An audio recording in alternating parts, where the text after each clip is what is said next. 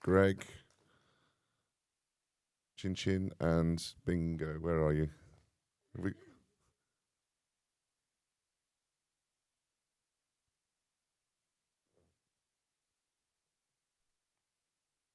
So my first question is: has anybody got any questions that they're really burning to ask our team here? Yeah, we knew that was going to happen. Right. Yesterday, Louis was looking at attractions, both theme parks and cultural attractions, and how they help to rejuvenate areas in cities or out in the countryside. And some of those are environmental, and yes, some of those are cultural. And Bingo yesterday, and certainly Greg and Chin Chin, you were all looking at both environmental and cultural attractions.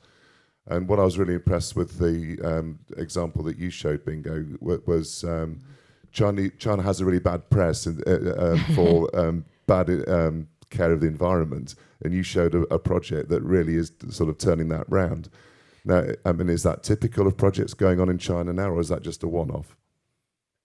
Me? Yes. Hello. Can you hear me? Okay.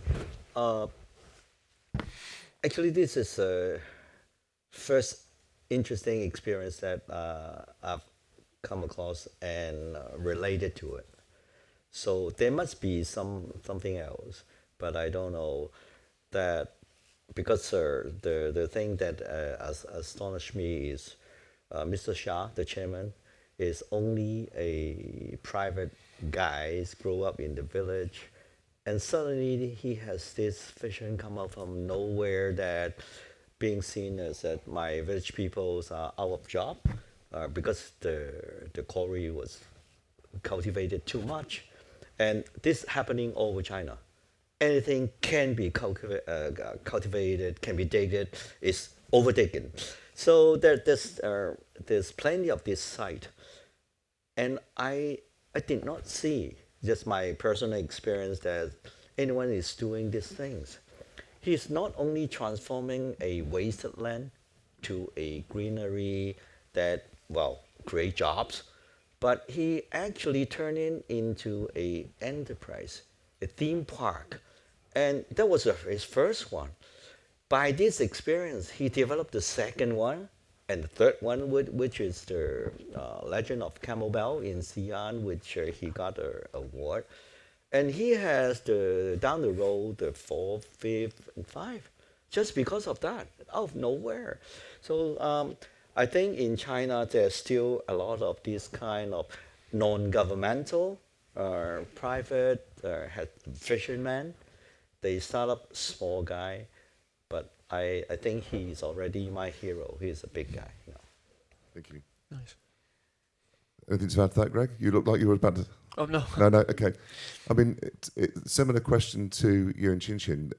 You showed Helen Tung Fort and taking a cultural historic attraction and a historic monument and turning it into attraction. And China has a wealth of culture and heritage like Europe does, and obviously the Europeans are always taking just about any ruin of a building now and trying to build an attraction around it, or in order to earn enough money to maintain it is probably the business reason for it. But I mean, was it a business reason that started that off, or was it just the desire to preserve the fort and for future generations? Actually, I think it was both.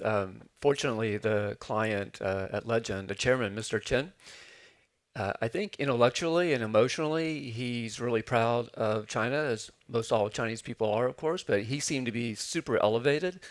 And his business line was doing tour operations, and he thought there's a better way of trying to do that. What's a new way of expanding that and making it more accessible and more enjoyable for all people to see these cultural heritage sites. So his focus is on cultural heritage sites that have significance in China's history and culture.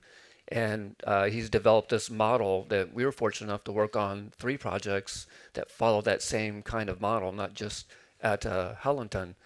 So I think it's just that personal interest that he's turned into a business model. Obviously, the RD&E and selling the tickets for the transportation creates the revenue, but it also creates revenue that goes back to maintaining that cultural heritage site. And are you seeing a growth in the development and redevelopment of cultural attractions in China? I mean, you've mentioned several that you know of, well, that you're working on, but is that becoming a general trend throughout China? I would hope so. I'm not personally aware of a lot other than what we've been exposed to, but I'm sure there's a wealth of opportunities. I mean, many of us familiar with Xi'an, with the terracotta warriors. A lot of us have obviously been there, but there's got to be a wealth of those types of sites and opportunities here, I'm sure. I mean, Mia, what about telling cultural stories? I mean, you were alluding to that throughout your presentation, but I mean, I think the only link I've seen between a cultural story and a theme park was actually when Steve Burkett and I went to Herfey to the Wonder Park there, and there was a fantastic stunt show, Yeah. which was based around a very ancient battle. Yeah, I'm actually really surprised there's not more than there is. There's such a wealth of interesting cultural stories in China, and done very well, like the one in Xi'an. Yes. They should be amazing, and I don't think they have to be so big. They can be just small, just like in Europe, just to maintain that and keep them in good condition. I think there's a huge development potential there. So, Cindy, I mean, again, keeping on the cultural line, and you were looking at shapes and maps, and as I said, I'm never going to look at a theme park map in the same way again. I mean, in Europe, we're very used to what the Romans left behind in terms of infrastructure and roads, and certainly UK cities are still very much based on a Roman layout. So, are there any links between Chinese cultural sites and that have sort of similar, very organized layouts as the Romans did? Yeah, I think it's quite similar. Even this have a different theming and cultures. And as a Chinese, I'm really proud because we have like a long history and like a really very good cultures. So when I was design as a designer, so I trying to make the space is really based on the requirement of the clients and based on the requirement of the analysis of the site, and trying to think about the people, what the people needs and what's the people feeling. So I think that's my design design way. And in some of your sort of newer projects, do you get the opportunity of bringing old stories into new attractions? Yeah, for sure. Like we work a couple of projects like Monkey King, like a Journey to the West. This is our first project in China. So I think that's really a good case to show like the local culture and with the attraction and with the theme park. Near Monkey King. Yeah. I mean, you can't put a shovel down anywhere without finding some artifact. So must be horrible to build subways with all these archaeological sites everywhere. So I think it would be really cool to make something out of those. And I mean, your company, LabSet, I mean, you have a sort of a real environmental conscience. So does that carry over into the work that you do here in China? Absolutely, absolutely. And I think China is getting the bad press on problems that in a way were really strong earlier. So just as an example, in almost all the industries, the legislation is currently tougher than in Europe for environmental issues. And I think the kind of projects that Bingo was talking about, those are the projects that will most likely get approval. Yes. Because it's the rejuvenation that really works. Yes, actually, you can have the best of both worlds if you consider it in advance. And I think if you plan it right, you can do the protections, but you can also use the protection of the environmental to grow your business. Yeah. So you just need another site to plant, what was it, 11 million trees? A little bit more than. Okay. So, right. Questions?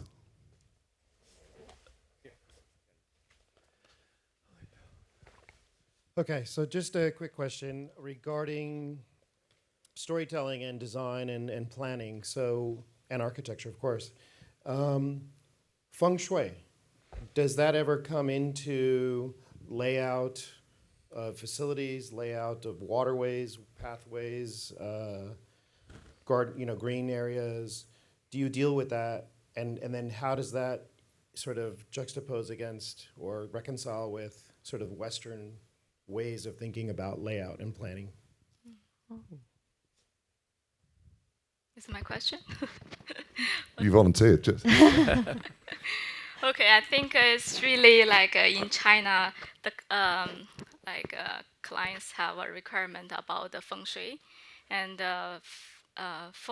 from the master planning perspective, so I will like really communicate with the client to see what's he thinking and trying to like satisfied and combine with our plan.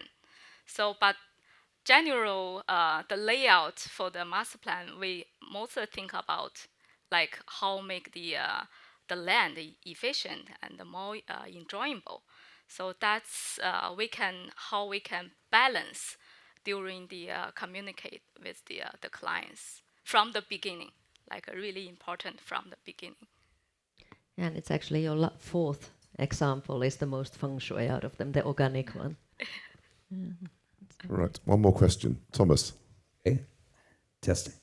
With the history, the deep history of China, Shanghai is a prime example of the past all the way into the future. Probably the most future-forward city in all of China.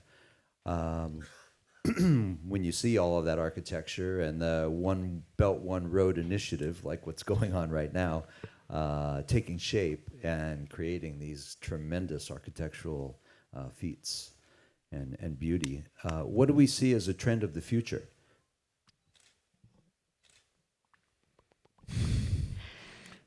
I can say what I feel currently after 22 years of following China, that China is, maybe it's not so clear, but it is moving towards more Chinese content. So I find the people to be more proud of their heritage and more interested in the local heritage than they were 20 years or even 10 years ago. But that's just what I feel. We have in the past and currently do quite a bit of residential planning as well, master plans. A lot of the theme park developers, private side, surround the parks, with 20,000 rooftops. So, I always have found it interesting. A lot of the clients, though, are always looking at some sort of U.S. or European feel or look for these residential villages. And we're always trying to push them. Why don't we do something more indigenous, more in keeping with China, instead of keep bringing in, a village from Switzerland, an Italian hillside, whatever it might be. And we always try to push back on that and challenge, and let's do something that's local and relates to China history and culture. I don't know if if that is taking root or not, but to me, most of it always seems too Western to me, and not enough reflection on China's past and history. That's a good point and a good thought, and we'll stop there. Yes. So a big thank you to our architectural panel team. Thank you.